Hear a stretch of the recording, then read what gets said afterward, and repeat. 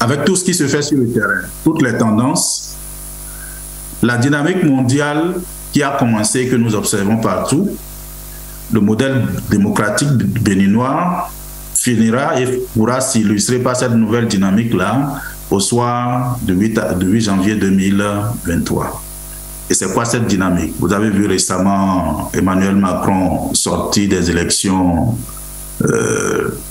législatives sans sa majorité. Ici aux États-Unis, vous avez vu Biden perdre le Congrès.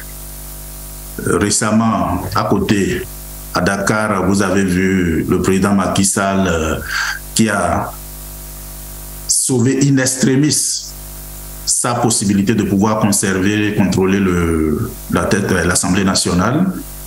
Cette tendance donc au peuple à pouvoir équilibrer les pouvoirs en mettant à la disposition de l'exécutif des représentants du peuple, ces représentants qui peuvent servir d'équilibre d'exercice des pouvoirs, je crois que le Bénin n'échappera pas à ça.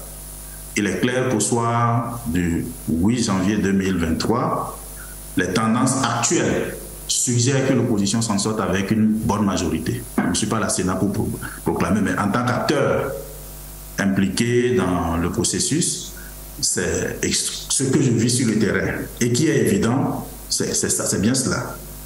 Ceci étant, un effort important doit être sollicité de part et d'autre. De la part de nous qui sommes en position d'orienter la gouvernance de notre pays à travers la construction d'une offre alternative pour l'orientation du gouvernement vers le sens que nous pensons être le peuple, celui du peuple, de continuer à militer pour la paix. Depuis 1990, notre pays n'a jamais connu un rendez-vous électoral au cours duquel le sang même d'un seul poussin béninois soit versé. Malheureusement, depuis 2016, il n'y a eu aucun rendez-vous électoral sans que des Béninois innocents ne se couchent. Cette fois-ci, c'est le contraire. Et donc, chacun doit jouer sa partition pour que cette renaissance positive soit conduite jusqu'à la fin. Au chef de l'État, père de la nation, il revient de tout faire pour garder son positionnement actuel jusqu'à la fin du processus et qu'il accepte les résultats qui sortiront des urnes au soir du 8 janvier 2023.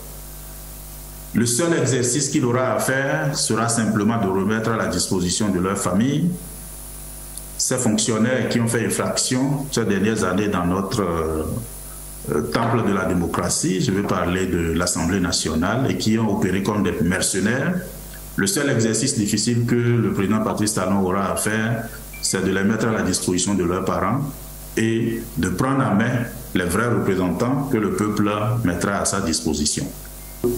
Même si le Parlement qui sera à sa disposition n'est pas majoritairement UP et BR, ce sera des Béninois qui seront à son service pour travailler pour le peuple. La seule différence sera ici que ce ne sera plus des Béninois qui seront des fonctionnaires comme des mercenaires qui voteront tout ce qu'on leur donnera. Ce sera des gens qui diront, bon, écoutez, Monsieur le Président, si vous faites comme ceci, ça vous permet de rentrer mieux dans l'histoire. Si vous faites comme ceci, ça permettrait de mieux satisfaire nos populations. Et je crois que c'est ce que je retiens fondamentalement du processus qui nous renoue avec l'ambiance habituelle de nos élections depuis 1990, excepté la parenthèse 2016 à maintenant. Ceci étant, il ne faut pas être naïf. Il y a des risques évidents que cet idéal-là n'aille pas jusqu'à la fin. Et ce serait dommage. Aussi bien pour ceux qui se croiraient bénéficiaires de toute forme de manipulation, un bénéfice qui ne leur profitera pas longtemps. Ce serait dommage pour le chef de l'État aussi qui refait une nouvelle image de lui-même, et ce serait dommage pour le pays. Il y a des risques évidents que la volonté du peuple ne puisse pas être exactement ce qui ressort. Et ces risques-là sont essentiellement des risques de fraude.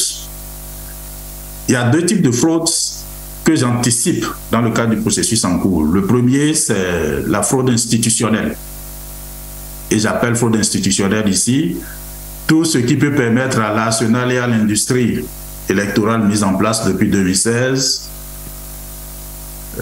d'accoucher d'un enfant qui ne sera pas exactement ce que le géniteur aurait mis dans son ventre. Et ça, ce serait dommage et menaçant pour la paix qui est en train d'être reconstruite comme nous le constatons.